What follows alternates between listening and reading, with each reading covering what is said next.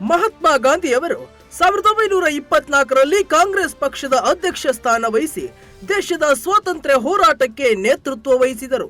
ಈ ಹೆಮ್ಮೆಯ ಕ್ಷಣವನ್ನ ಆಚರಿಸುವ ಅವಕಾಶ ಕಾಂಗ್ರೆಸ್ ಪಕ್ಷಕ್ಕೆ ಹಾಗೂ ಕಾಂಗ್ರೆಸ್ಸಿಗರಿಗೆ ಮಾತ್ರ ಸಿಕ್ಕಿದ್ದು, ಇದನ್ನ ಎಲ್ಲರೂ ಬಳಸಿಕೊಳ್ಳಬೇಕು ಎಂದು ಡಿಸಿಎಂ ಡಿಕೆ ಶಿವಕುಮಾರ್ ಹೇಳಿದ್ದಾರೆ. ಬೆಳಗಾವಿಯಲ್ಲಿ ಮಾತನಾಡುತ್ತಿದ್ದ ಅವರು, ನಾವು ಯಾವ ರೀತಿ ಪಕ್ಷ ಕಟ್ಟಬೇಕು ಎಂದು ಹೊಸ ಅಧ್ಯಾಯ ಆರಂಭಿಸಿ 2028ರ ಚುನಾವಣೆಯಲ್ಲಿ ಪಕ್ಷವನ್ನ ಗೆಲ್ಲಿಸಲು ಮುನ್ನುಡಿ ಬರೆಯಬೇಕಿದೆ ಎಂದು ಸಲಹೆ ನೀಡಿದ್ದಾರೆ. ಗಾಂಧಿ ಭವನದಿಂದ ಅಲ್ಲಿ ನಮ್ಮ ಕಾರ್ಯಕಾರಿ ಸಮಿತಿಯ ಸಭೆಯನ್ನ ಇವತ್ತು ಎಕ್ಸ್ಟೆಂಡೆಡ್ ವರ್ಕಿಂಗ್ ಕಮಿಟಿಯನ್ನ ಹಮ್ಮಿಕೊಳ್ಳಲಾಗಿದೆ.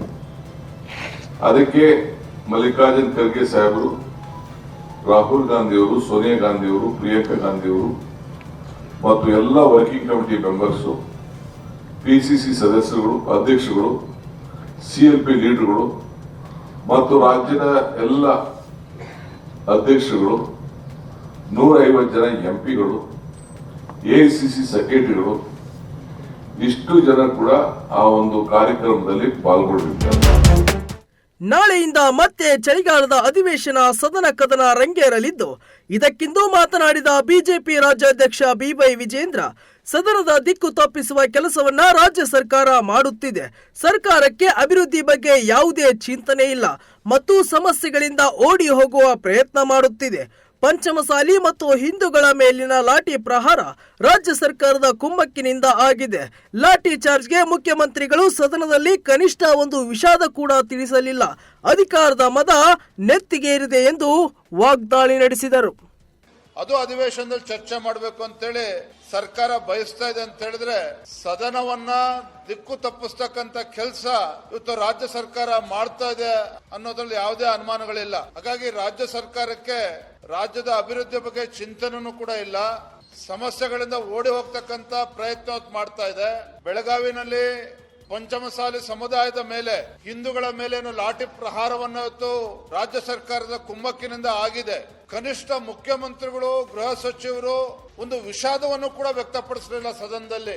ಅಧಿಕಾರದ ಮದ ಇವರು ನೆತ್ತಿಗೇರಿದಂತೆ ಕಾಣ್ತಾ ಇದೆ. ಅಧಿಕಾರ ಶಾಶ್ವತ ಅನ್ನೋ ಭ್ರಮೆನಲ್ಲಿ ಇವತ್ತು ರಾಜ್ಯ ಸರ್ಕಾರ ಇದ್ದಂತೆ ಕಾಣ್ತಾ ಇದೆ. ಹಾಗಾಗಿ ಈ ರೀತಿ ಗೃಹಲಕ್ಷ್ಮಿ ಯೋಜನೆಯ ಹಣ ರಾಜ್ಯದಲ್ಲಿ ಮತ್ತೊಮ್ಮೆ ಸದ್ದು ಮಾಡಿದೆ. ಗದಗ ಜಿಲ್ಲೆಯ ಗಜೇಂದ್ರಗಡದ ಅತ್ತೆ ಸೊಸೆ ಇಬ್ಬರು ಗೃಹಲಕ್ಷ್ಮಿ ಹಣದಿಂದ ಬೋರ್ವೆಲ್ ಕೊರೆಸಿ ಸುದ್ದಿಯಾಗಿದ್ದಾರೆ. ಇದಕ್ಕಿಂದು ಬೆಳಗಾವಿಯಲ್ಲಿ ಮಾತನಾಡಿದ ಸಚಿವೆ ಲಕ್ಷ್ಮಿ ಹೆಬ್ಬಾಳ್ಕರ್, ವಿಪಕ್ಷದವರು ಗೃಹಲಕ್ಷ್ಮಿ ಹಣವನ್ನ ಅತ್ತೆ ಸೊಸೆ ಎಂದು ಜಗಳ ಹಚ್ಚುವ ಕೆಲಸ ಮಾಡಿದರು. ಇವತ್ತು ಇದೇ ಅತ್ತೆ ಸೊಸೆ ಇಬ್ಬರು ಗೃಹಲಕ್ಷ್ಮಿ ಹಣ ಕೂಡಿಟ್ಟು ಅದೇ ಹಣದಿಂದ ಬೋರ್ವೆಲ್ ಕೊರೆಸಿ ನೀರುವಾಗಿ ಅದೇ ನೀರಿನಿಂದ ವ್ಯವಸಾಯ ಮಾಡಿ ಇತರರಿಗೆ ಆದರ್ಶವಾಗಿದ್ದಾರೆ ಎಂದರು. ಮೊದಲನೇ ಹೇಳ್ತಾ ಇದ್ರು, ಅತ್ತಿಗೆ ಕೊಡ್ತೀರಾ ಗೃಹಲಕ್ಷ್ಮಿ ದುಡ್ಡನ್ನ ಅಥವಾ ಸೊಸೆಗೆ ಕೊಡ್ತೀರಾ ಅಂತ. ಅಲ್ಲಿನೇ ಜಗಳ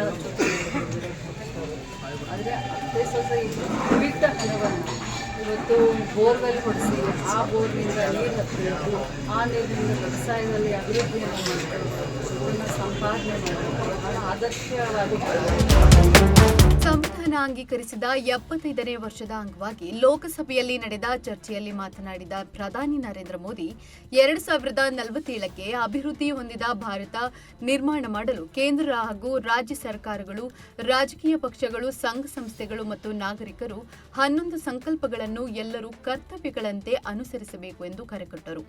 ಏಕ ಭಾರತ ಶ್ರೇಷ್ಠ ಭಾರತ ನಮ್ಮ ಧ್ಯೇಯವಾಗಬೇಕು. ಇಂತಹ ಇನ್ನು 10 ಸಂಕಲ್ಪಗಳನ್ನು ಮೋದಿ ಜನರ ಮುಂದಿಟ್ಟರು. आदरणीय सभापति जी,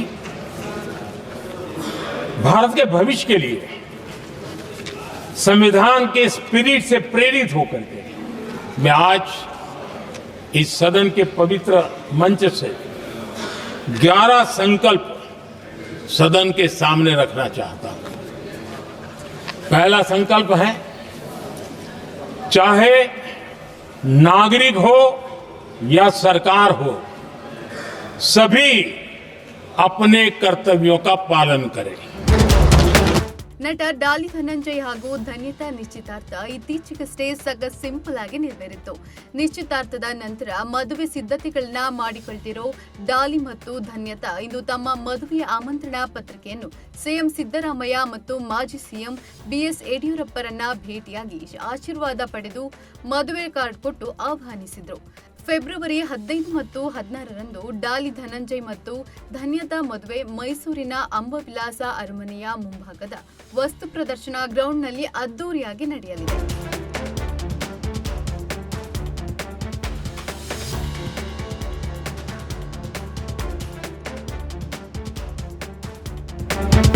ಟ್ರಾವಿಸ್ ಹೆಡ್ ಮತ್ತು ಸ್ಟೀವನ್ ಸ್ಮಿತ್ ಬಾರಿಸಿದ ಅಮೋಘ ಶತಕದ ನೆರವಿನಿಂದ ಆಸ್ಟ್ರೇಲಿಯಾ ತಂಡ ಭಾರತ ವಿರುದ್ಧದ 3ನೇ ಟೆಸ್ಟ್ನಲ್ಲಿ ಬೃಹತ್ ಮೊತ್ತದತ್ತ ದಾಪುಗಾಲಿಕ್ಕಿದೆ.